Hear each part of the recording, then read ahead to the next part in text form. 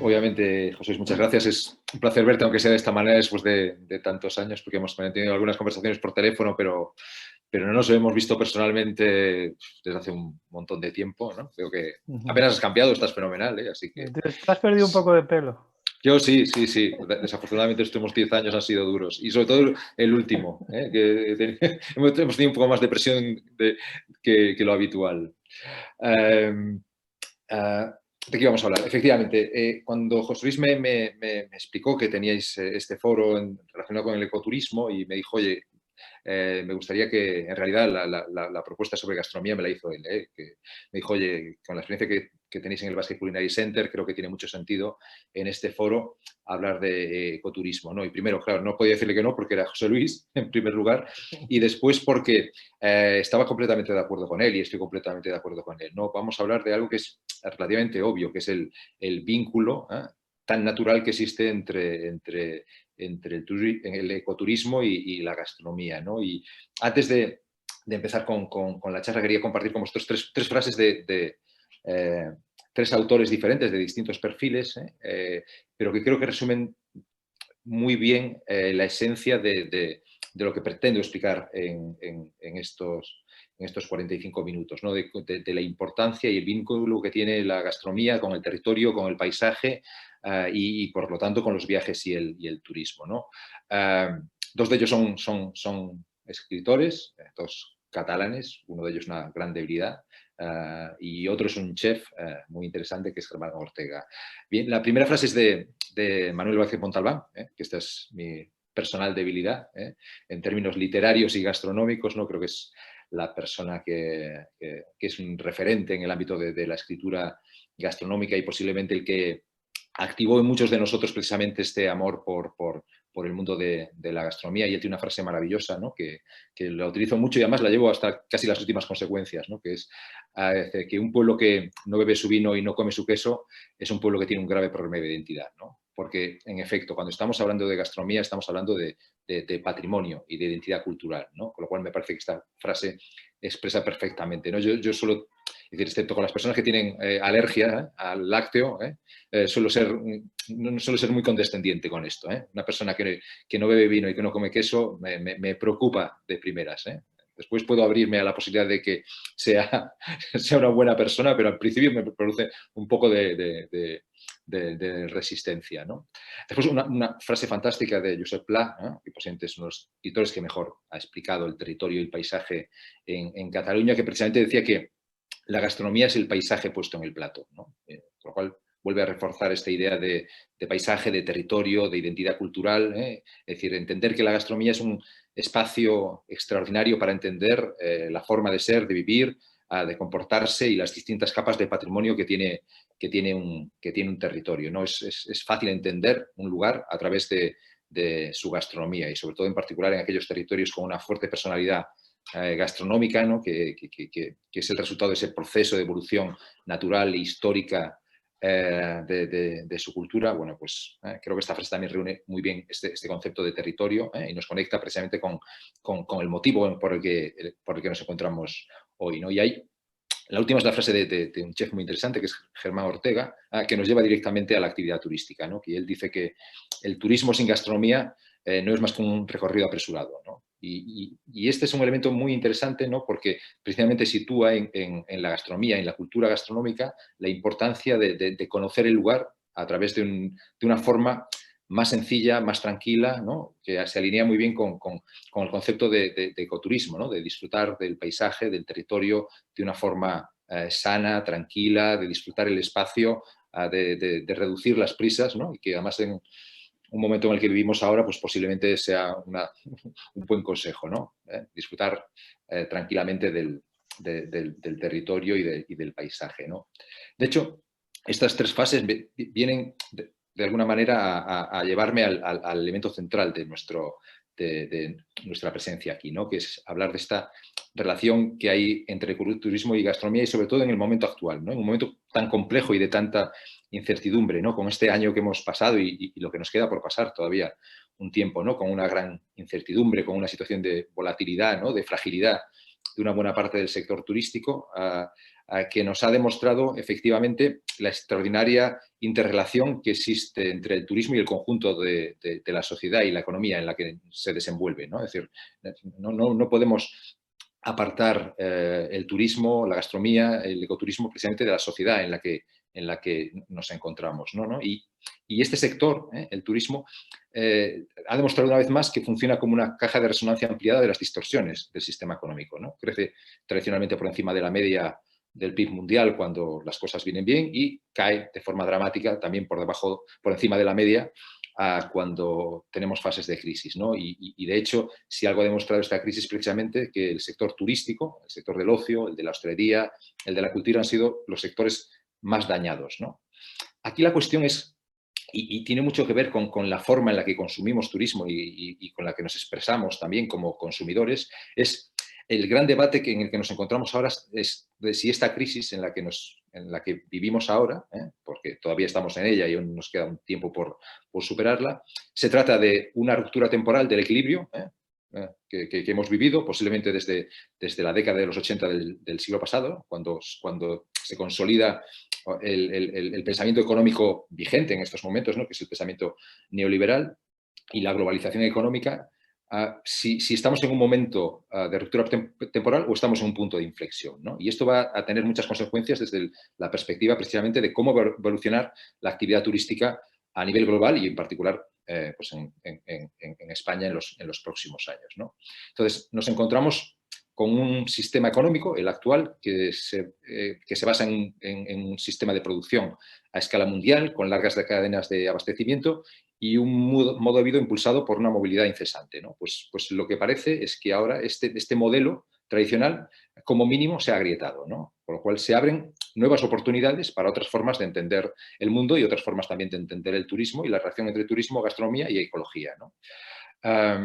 Con lo cual, esta ideología dominante desde la década de los 80 del siglo pasado, pues que había incluso salido indemne de otra crisis financiera que había provocado en el año 2008, pues ahora pues parece que empieza a dar síntomas de agotamiento, ¿no? Y este cambio de paradigma, de alguna forma, por esa estrecha relación que existe entre el turismo, la gastronomía y el territorio, pues obviamente van a generar un cambio de paradigma a nivel global, ¿no? Con lo cual, esta esencia del modelo económico actual, que es ese movimiento constante de personas, materias y mercancías, de alguna forma está puesto en cuestión. Y de hecho, algunas de las tendencias que hemos visto producirse a lo largo de este año en el ámbito del turismo, de las pocas que hemos tenido, las pequeñas ventanas de oportunidad que hemos tenido, pues precisamente ponen en cuestión este modelo tradicional, ¿no?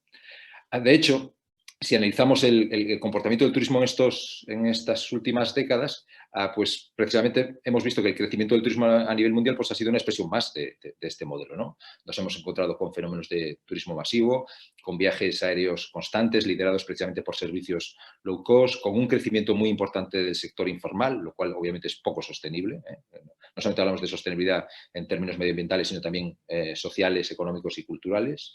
El impulso de las plataformas digitales, ¿no? Que han devaluado precisamente el mercado laboral del sector turístico, y esto es algo que debe preocuparnos de forma extraordinaria. También hemos asistido a procesos de turistificación y gentrificación de los barrios más emblemáticos de las principales ciudades. Nos hemos visto ante cadenas de suministros de materias primas de hoteles a miles de kilómetros, ¿no? Hoteles de una isla que compraban sus materias primas en el sudeste asiático, hoteles en una isla española, ¿no? Y esto ha sido un comportamiento bastante habitual, ¿no? Hemos visto también fenómenos de desigualdad en la distribución de la riqueza, sobreexplotación de recursos culturales y naturales. Es decir, lo que sí que somos conscientes es que después de esta pandemia nos vamos a encontrar un mundo, como mínimo, durante un periodo de tiempo menos interconectado, más fragmentado y con una movilidad más limitada y nuevas prioridades. Con lo cual, esto obviamente lo que hace es aparecer una oportunidad para estos modelos que se basan en cadenas de producción más locales y en aquellos vínculos con el territorio y con la identidad local, ¿no? Lo que sí que somos conscientes es que la hoja de ruta de la vieja normalidad en el turismo, pues digamos que ya no nos sirve. Tenemos que encontrarnos precisamente ante la reflexión sobre si las recetas que nos han traído hasta aquí de forma exitosa, pero posiblemente poco autocrítica, sobre los efectos negativos de esta actividad, pues son útiles en el momento presente o tenemos que buscar nuevas fórmulas, ¿no? Y aquí es donde este vínculo, que para mí es natural entre el ecoturismo, una forma de disfrutar del territorio y la aportación que puede resultar la gastronomía, pues pueden ser una combinación, en mi opinión, desde luego de éxito, ¿no? Porque, ¿qué lecciones podemos extraer de lo que ha pasado en los últimos meses? Bueno, pues nos encontramos con que efectivamente que después de este proceso tan complejo, nos encontramos que con una demanda latente, es decir, somos conscientes de que a pesar de la situación actual, la gente quiere volver a viajar. Es cierto que quiere volver a viajar, pero posiblemente viajar de otra manera, pero sí que existe una demanda latente y el elemento clave para que se despliegue esta demanda, veremos cómo, porque ahora mismo lo que tenemos es pocas certezas, pero claramente la clave va a ser el proceso de vacunación, ¿no? Si el proceso de vacunación se produce de forma acelerada, pues la recuperación o el repunte del turismo llegará más rápido, y si se produce de forma más lenta, pues tardaremos más en recuperarlos, ¿no? Después, un hecho claro que ha dejado este periodo es la importancia de la cercanía, ¿no? La importancia que ha tenido el turismo doméstico y, en consecuencia, algo que ha dicho Beth en su intervención anterior, que por cierto la felicito porque ha sido muy, muy interesante. Además conozco la zona de la Garrocha y la verdad es que ha descrito fenomenal el territorio. Pero ella ha hablado precisamente de estos cambios que nos encontramos en el perfil de los clientes y de los visitantes. Hemos pasado en muchas ciudades y muchos territorios de un perfil de consumidor de larga distancia con perfil internacional, y además con barreras culturales que necesitaba de apoyo y de asistencia para poder disfrutar del territorio, nos hemos encontrado un turismo más doméstico, con menos barreras culturales y más autosuficiente. Con lo cual, de alguna forma, muchos destinos turísticos se han visto enfrentados a la necesidad de reorientar sus productos y sus experiencias pensando un nuevo perfil de consumidor, ¿no?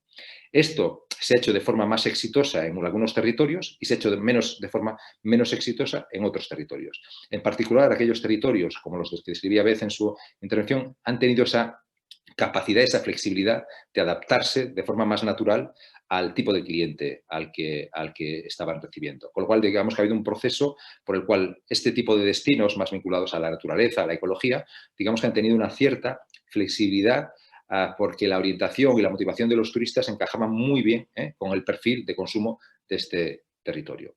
Después, desde el punto de vista del consumo, obviamente, ella lo ha dicho y coincido absolutamente, ¿no?, que la tendencia natural ha sido la búsqueda de espacios naturales, del turismo rural, de los road trip, nuevas inquietudes como han sido efectivamente las medidas de salud y seguridad, la importancia que ha adquirido las reservas de última hora, ¿no?, y la importancia de la flexibilidad, que esto es algo que obviamente se va a producir en este año. De hecho, las noticias que nos llegan ya de las empresas que están precisamente en primera línea de contratación es la importancia que está adquiriendo el tema de la flexibilidad. Claro, los seres humanos podemos equivocarnos muchas veces, pero tenemos memoria, ¿no? Y hay mucha gente que todavía recuerda las dificultades que tuvo el año pasado precisamente a la hora de recuperar parte de la inversión que había realizado en el ámbito de la contratación de sus vacaciones. Con lo cual, este año el concepto de última hora y de flexibilidad está siendo prácticamente los conceptos claves a la hora de entender el sistema de contratación turística que estamos viendo precisamente en un periodo previo a saber si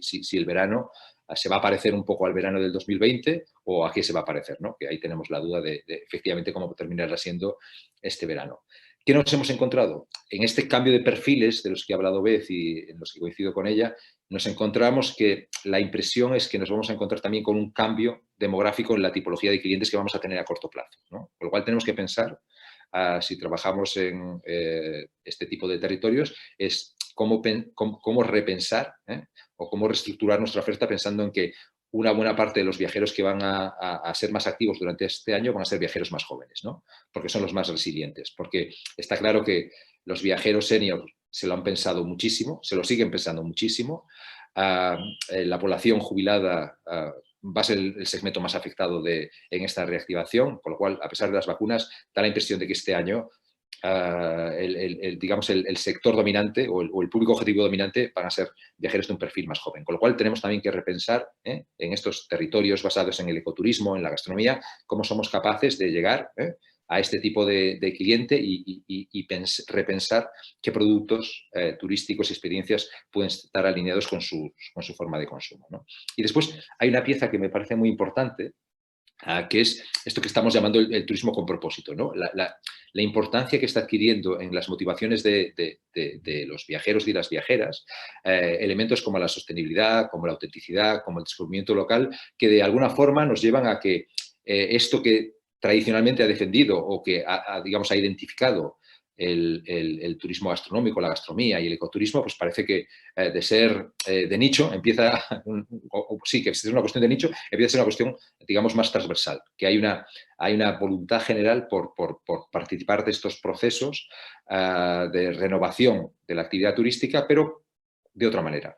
Es cierto que yo tengo mis dudas sobre, es cierto que aparecen todas las encuestas, es cierto que aparecen todos los estudios de opinión, ¿no? La importancia que tiene el concepto de sostenibilidad, la preocupación, el turismo responsable, es decir, pero tengo mis dudas entre si no existe un cierto gap o una cierta brecha entre el discurso oficial, la narrativa, lo que nos gustaría que pasara y después la práctica real, ¿no? Es decir, la práctica real me da la impresión de que existe alguna diferencia de matiz en relación al discurso que como consumidores y como sociedad hacemos. Con lo cual, es cierto que esta tendencia se percibe en todos los estudios de opinión, se percibe, se ha, digamos, popularizado y naturalizado el discurso, pero no tengo tan claro al ver muchas estadísticas en cuanto a los modelos de consumo si efectivamente al final como sociedad estamos avanzando en el discurso pero no estamos avanzando en la práctica real, ¿no? Con lo cual es algo que de alguna forma nos va a condicionar de forma muy importante en los próximos años. Y llegado a este punto, claro, en estas circunstancias, ¿cómo la gastronomía puede contribuir a este proceso de cambios que se están produciendo a nivel global, ¿no? O sea, ¿cuál es pues, el papel de la gastronomía en las sociedades contemporáneas y cómo puede enlazar precisamente con el sector turístico y efectivamente con la rama del ecoturismo para tratar de, pues, entre todos, conseguir pues, una forma más sostenible de disfrutar el territorio y el paisaje, ¿no? Aquí me gustaría compartir con vosotros distintas dimensiones que puede adoptar la gastronomía y que adopta, de hecho, la gastronomía a nivel global. Primero es el concepto que nos, digamos, nos vincula precisamente a la propuesta y a las frases tanto sobre todo de plano, es decir, el hecho del reconocimiento de la gastronomía como parte del patrimonio cultural, ¿no? Y de hecho, cuando se analizan los perfiles de consumidor de turismo gastronómico, digamos que el elemento patrimonial, el elemento cultural está claramente vinculado a la vocación gastronómica. De hecho, el turista gastronómico en sentido estricto, es decir, en que su motivación prácticamente en exclusiva es la gastronomía, estamos hablando de un porcentaje muy escaso de la población aficionada a la gastronomía. En general es un consumidor de tipología bastante parecido al consumidor cultural, en el que mezcla un conjunto de motivaciones. Y las más importantes son obviamente la gastronomía, digamos como motivación principal, pero que combina con inquietudes culturales y sobre todo con su atracción por todos los recursos que tienen que ver con la naturaleza y el paisaje. Es decir, se identifica claramente el turismo gastronómico con la cadena de valor de la gastronomía, con lo cual el turismo gastronómico sale de la esfera cuasi privada de los restaurantes y lo que se pretende, lo que se propone es disfrutar del conjunto del territorio del que forma parte esa gastronomía. Con lo cual es muy importante desde el punto de vista de la relación con el sector turístico porque consigue enlazar al sector servicios, al sector turístico, con el sector primario, por ejemplo, en el ámbito de la visita a producciones agrícolas o en el ámbito del litoral, pues a la participación en procesos relacionados con la pesca-turismo. Es decir, que este reconocimiento de la gastronomía como patrimonio cultural, digo que es una de las dimensiones posiblemente más importantes del papel que juega la gastronomía en nuestra sociedad. Y esto, obviamente, se ha reconocido a través de declaraciones de la UNESCO como declaraciones de patrimonio mundial, ¿no? Entre ellos hay más de 10 declaraciones relacionadas con el patrimonio inmaterial vinculado a la gastronomía. Una de ellas nos toca claramente a nosotros, como es la Declaración de la Dieta Mediterránea como Patrimonio Mundial de la Humanidad, y después un proyecto que tiene la UNESCO de ciudades creativas en las que hay una pieza relacionada con la gastronomía, en la que hay ciudades como Denia que llevan trabajando años de forma extraordinaria y una ciudad como Burgos que acaba de incorporarse hace poco a esta red y que creo que también está proponiendo un programa de trabajo muy interesante para convertir la gastronomía en un elemento tractor importante a la hora del desarrollo económico, social y turístico del territorio. Y después es cierto que nos encontramos ya con algunas legislaciones sobre patrimonio inmaterial. El Parlamento Europeo en el año 2013 aprobó precisamente una declaración de apoyo a la gastronomía como parte de del acervo cultural europeo, y en el caso de España en el año 2015 pues se hizo una ley de salvaguarda del patrimonio cultural inmaterial en España, en el que se incorporaba la gastronomía como una pieza fundamental, es decir, que la gastronomía forma parte del patrimonio cultural inmaterial de España, y es cierto que a partir de este momento pues deben ser las comunidades autónomas o otras entidades territoriales las que hagan un despliegue de este proceso. El segundo papel que tiene la gastronomía, que creo que la vincula al territorio, al paisaje y a todos estos espacios relacionados con el turismo, con el ecoturismo, es precisamente el papel que tiene la gastronomía como instrumento de innovación y competitividad regional, ¿no? La capacidad que tiene para desarrollar e incentivar el capital intangible de los territorios, ¿no? Y sobre todo pensando en espacios, por ejemplo, en el ámbito rural, ¿no? Claro, cuando hablo de capital intangible hablo de esta suma, ¿no? Entre el capital humano, es decir, las personas que trabajan en el sector, más la infraestructura institucional y el capital social, ¿no? Es decir, cómo la gastronomía puede ser un elemento activador de este proceso. De hecho, el Consejo Económico y Social de la Unión Europea escribió en su momento, precisamente en el último encuentro que se hizo en Milán, cuando se hacían expos, ¿no? Pues en la Expo de Milán, que si como recordáis, pues se dedicó precisamente al mundo de la gastronomía y al mundo de la gastronomía sostenible, pues precisamente el Consejo Económico y Social de la Unión Europea planteó durante ese encuentro esta definición en el que hablaba en la que la gastronomía representa una oportunidad para conectar los sectores de la agricultura, la artesanía, el turismo, el comercio minorista y la economía rural en su conjunto, ¿no? Al tiempo que impulsa marcas regionales. Con lo cual, el territorio, las regiones y la gastronomía, digamos que tienen una capacidad de empatía o de complicidad que resulta muy atractiva desde el punto de vista de aquellos elementos que tienen que ver con el desarrollo económico y social y con uno de los grandes retos que tenemos posiblemente en España, en muchas comunidades autónomas y seguramente también a nivel europeo, que es precisamente la pérdida de población en el espacio rural. Bueno, pues la gastronomía tiene esta capacidad de vincular sectores y de generar estrategias colectivas que hacen que efectivamente la vida en el espacio rural pues sea más atractiva, ¿no? Después, obviamente, la gastronomía tiene un papel muy importante como un instrumento del desarrollo sostenible. De hecho, en mi opinión, proporciona argumentos muy sólidos para responder a los retos actuales de la sociedad y elaborar propuestas de turismo sostenible y ecológico, básicamente porque promueve un crecimiento que favorece la inclusión social, el empleo y la reducción de la pobreza, porque se propone el turismo gastronómico precisamente como un eje vertebrador en el uso eficiente de los recursos y de lograr una producción y un consumo responsable, porque estas son las bases precisamente que tiene el turismo gastronómico, el apoyarse en la identidad local, en el territorio, en el producto local, y no solamente en esto, sino en tener la capacidad de retribuir a toda la cadena de valor del turismo, que este es posiblemente uno de los mayores retos que tiene el turismo gastronómico, ¿no? El tener la capacidad de tener una rentabilidad suficiente para poder retribuir a todas las personas que participan y a todas las empresas que participan en esa cadena de valor.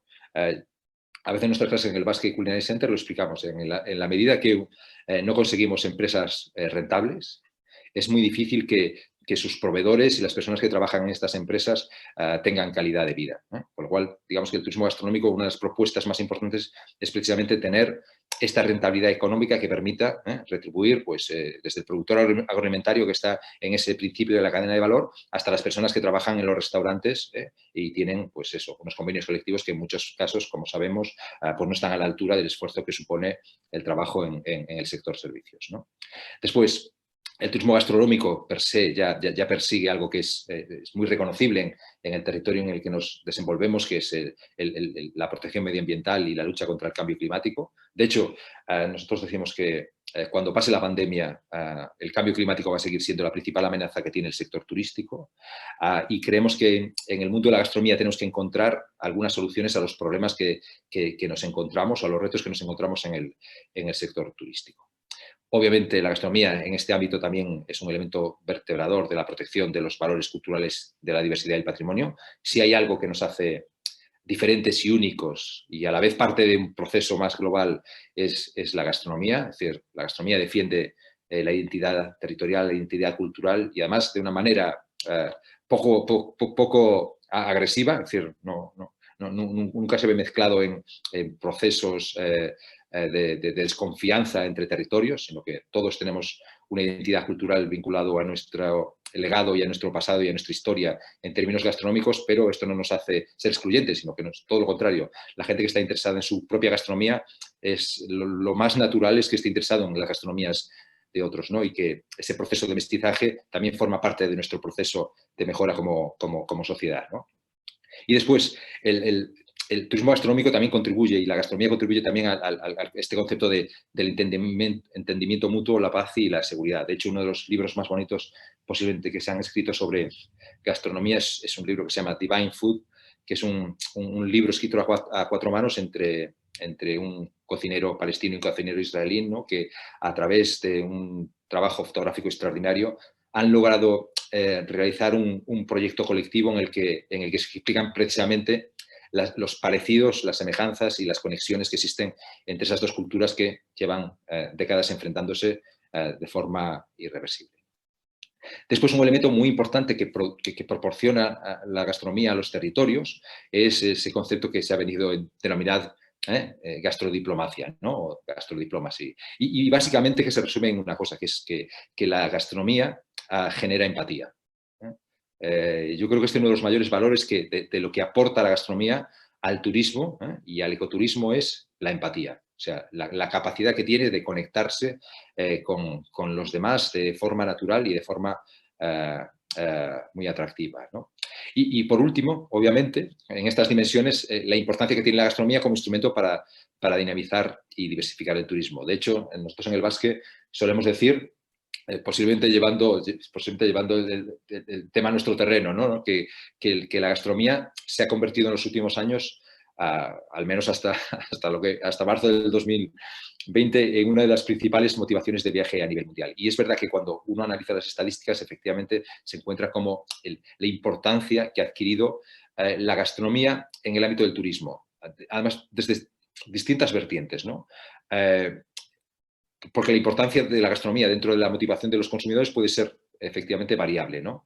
Nos encontramos desde aquellas personas en las que la gastronomía representa el motivo, experiencia principal de la actividad turística, y aquí estaríamos hablando del turismo gastronómico en sentido estricto, pero efectivamente tiene otros papeles, ¿no? La gastronomía como un elemento que quizás no es la motivación principal, pero sí que es un elemento de discusión o quizás de motivación de segundo nivel, pero muy importante en la toma de decisiones. Y esto ha condicionado, por ejemplo, a muchos territorios tradicionalmente vinculados a una estrategia de sol y playa, ¿no? De turismo de naturaleza en espacio litoral, a entender la importancia que tenía la gastronomía como elemento de diferenciación con respecto a otros territorios, ¿no?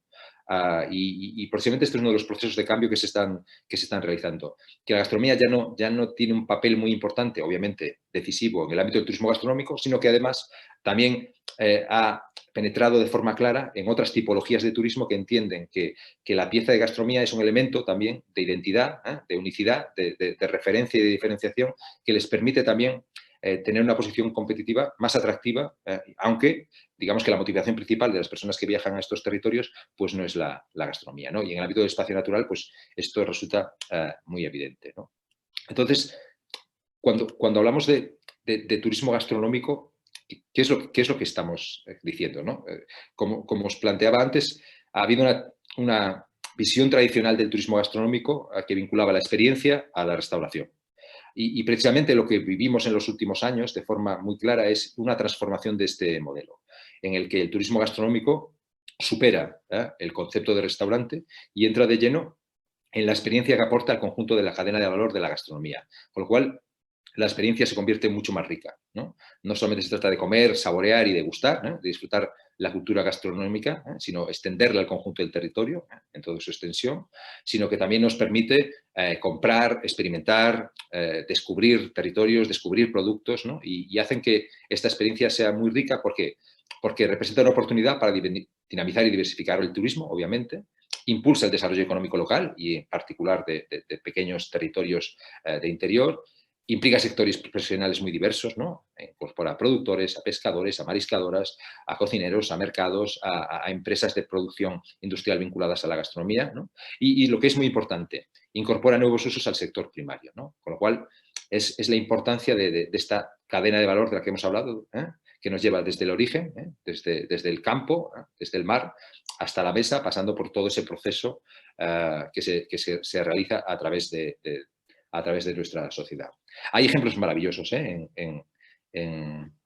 España sobre territorios que han sido capaces de estructurar una propuesta turística, de este propósito del que hemos hablado, en el que, vinculado a un producto tradicional, a un paisaje, han sido capaces de hacerse hueco en ese mundo tan complejo, ¿no? Y tan ruidoso que es el sector turístico, ¿no? Con tantos destinos tratando de atraer a visitantes, y cómo algunos destinos con pequeñas propuestas de mucha calidad y muy afianzadas en el territorio, pues han abierto paso, ¿no? Hay ejemplos por los que yo tengo cierta debilidad, ¿no? Uno es el caso del Goierri, que es un territorio que seguramente muchos conoceréis, vinculado es como parte del espacio natural, ¿no? de San Sebastián. El Goierri significa Highlands, son nuestras altas montañas en el País Vasco, aunque no son tan Highlands como las de Escocia, y es el territorio en el que es muy reconocido precisamente por su vinculación con el queso Idiazábal, ¿no? Es el territorio Idiazábal, es donde están las queserías, donde están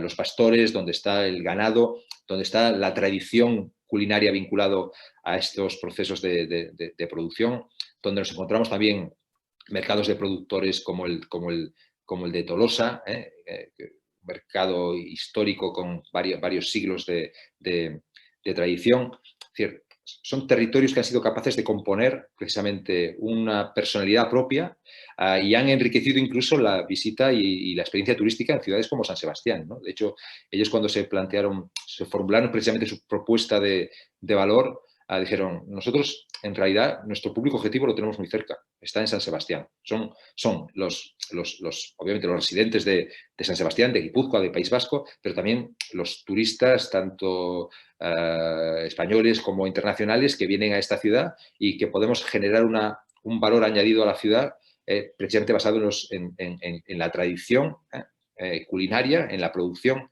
artesanal y precisamente un producto extraordinario como es el Idiazábal. Y se han convertido en una referencia, y hace unos años, creo que fue en el 2015, incluso recibieron el reconocimiento de los premios EDEN de la Unión Europea, que precisamente premia iniciativas en el ámbito de la sostenibilidad. Ese año se dedicó al mundo de la gastronomía y el territorio elegido, en el caso de España, pues fue el Goierri, y creo que fue un acierto porque han sido no solamente pioneros en este ámbito, en inventarse incluso la posibilidad, que también existe en Cataluña, en algunos lugares, la posibilidad de vivir una experiencia de un día con un pastor y terminar el día produciendo tu propio queso Idiazábal, que seguramente será un desastre, pero es tu queso Idiazábal, aunque sea un desastre, y te lo llevarás como oro en paño para tu hotel, y después intentarás llevártelo a tu país o a tu lugar de origen, ¿no? Por lo cual han creado esta expectativa a nivel local y han generado una capacidad de influencia que yo creo que ha inspirado también a muchos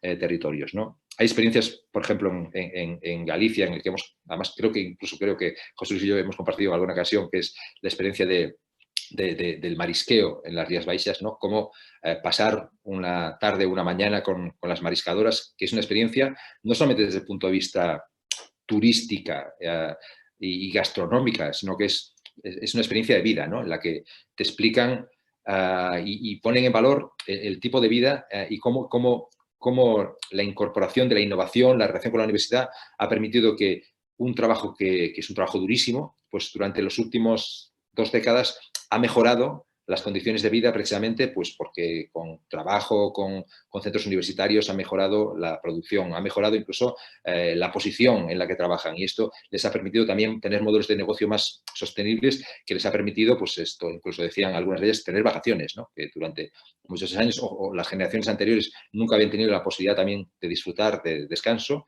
y cómo ha mejorado también la calidad de la vida de la gente que trabaja en el sector de la producción, en este caso pesquera, ¿no? Después cuando estaba hablando, no he podido evitar recordar uno de los productos más delicados, más sofisticados y más atractivos que he disfrutado en la zona de la Garrocha, ¿no? Pensando en turismo gastronómico a medida que iba hablando, y he pensado en la fábrica de lácteos de La Falleda, ¿no?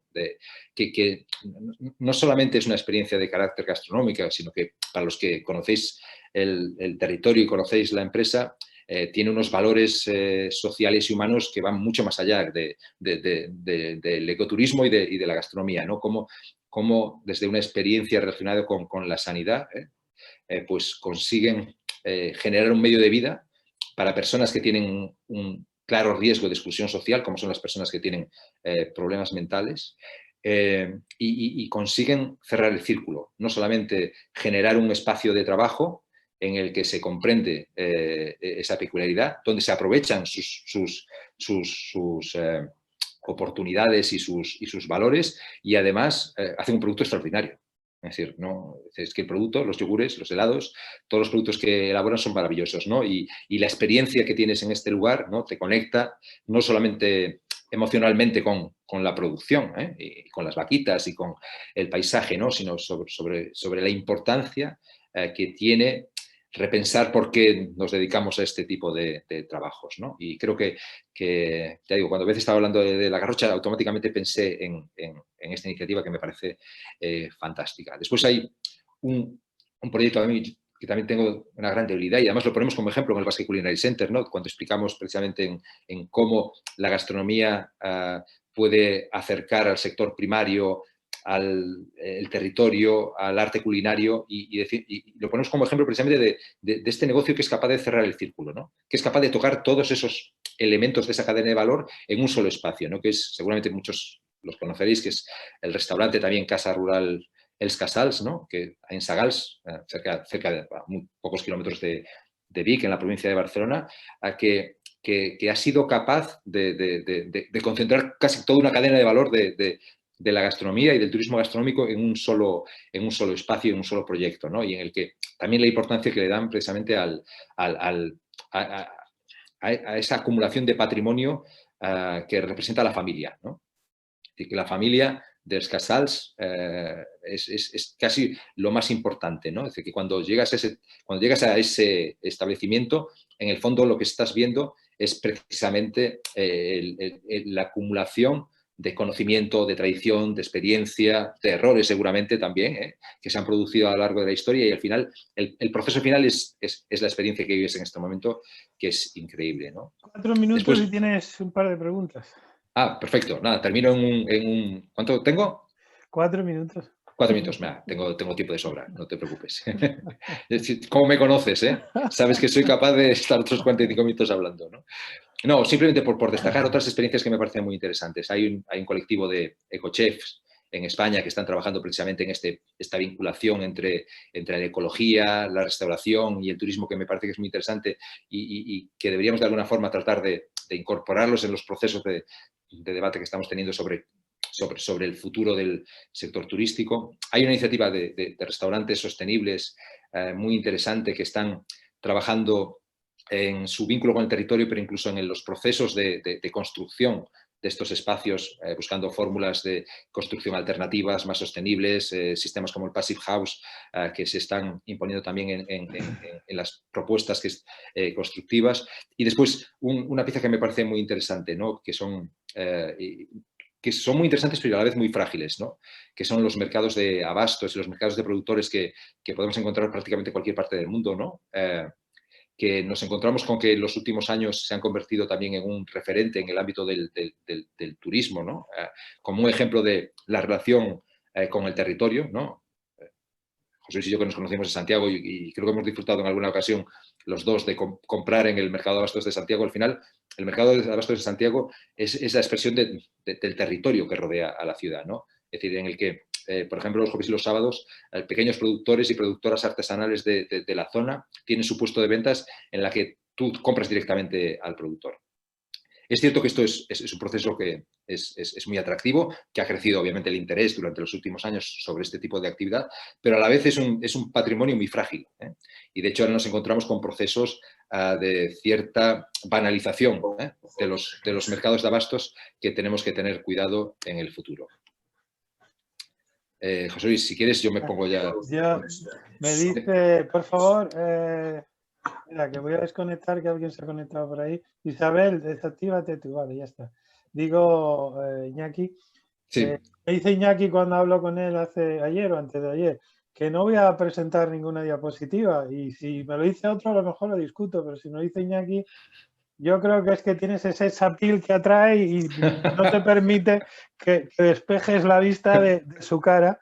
Vaya tela, vaya ponencia de lujo que nos has traído hoy. Y podría estar horas y horas, pero hemos hablado mucho. Digo, nos preguntaba, ya por lanzarte alguna pregunta, porque algo tengo... no sé si estás por ahí en directo, si no ya te la lanzo yo desde el chat. Nos preguntaban que si la calificación Nutri-Score no va a desfavorecer para promocionar ciertos productos tan mediterráneos como el aceite de oliva, el jamón, entre otros. Fíjate, era uno de los temas que tenía, solamente 45 minutos me lo he guardado, ¿no? Pero es un tema que me lleva, no diría preocupando, pero me lleva molestando un tiempo, ¿no? Creo que es un planteamiento absolutamente erróneo, ¿no? Y creo que efectivamente puede poner en cuestión este tipo de calificación, incluso fomentar una gastronomía poco saludable. O sea, cuando uno analiza, es que estos días llevo leyendo algunos artículos, sobre todo que han hecho especialistas en alimentación y científicos, en el que precisamente alertan de que este tipo de reconocimientos o de sellos, en el fondo, lo que están es contribuyendo a una forma de consumir que no es precisamente saludable. De hecho, efectivamente, la dieta mediterránea sale bastante mal parada en relación a otro tipo de consumos más basados en azúcares, ¿no? Con lo cual sí que me preocupa, ¿eh? Me preocupa porque, claro, son procesos que si no eres capaz digamos, de limitarlos, ¿eh? Y establecer efectivamente cuál es la realidad de lo que evalúan, puede convertirse en algo muy dañino. Y no es la primera vez que nos encontramos con esto. Yo recuerdo cuando era niño que había determinados productos en el que nosotros, por una tradición, se consideraban que no eran saludables, ¿no? Y luego hemos descubierto que era todo lo contrario, que eran productos muy saludables. Con lo cual, es cierto que tenemos ahí una amenaza para este concepto de dieta mediterránea que es muy, muy, muy evidente. Y, sin embargo, todos los estudios científicos que hay sobre nuestra dieta, precisamente lo que destacan precisamente son los valores nutricionales y además, nutricionales, perdón, sé que estaba pensando, nutricionales y también de calidad de vida, ¿no? Así que sí que me preocupa, sí. Digo, ya no nos queda más tiempo que por nombrar dos cosas más. Con Iñaki hemos vivido la gastronomía en Galicia, la hemos vivido en el País Vasco. Y además, yo estuve en los inicios de todo este proyecto de gastronomía también en el Goierri y estuve 3 años trabajando allí, me pareció algo espectacular. Pero imaginaros una cosa tan simple como la patata, que relanzó una comarca como el Lluçanès de Barcelona, que llegó a tener el restaurante del Lluçanès 2 estrellas Michelin cocinando patatas, y como Fabián Mora, en La Gomera en este momento, un cocinero que ha trabajado con Martín Berasategui, ha trabajado con Arzac, y se volvió a su tierra, a la cocina de su madre, y montó un restaurante, Caprichos de La Gomera, donde pone en valor la patata. No le van a dar nunca una estrella Michelin, porque a La Gomera creo que no van los sesudos señores de Michelin, No, pero si seguro que vais no. algún día a La Gomera, está justo a la entrada del puerto. Una vez que te bajas del barco vais a ver cómo se cocinan más de 150 tipos de patatas diferentes, de las 3.500 variedades que hay en el mundo y que podéis encontrar en el mercado de Lima cuando queráis. Y por último, para no desmerecer, Iñaki, ¿tú conoces La Gomera o no?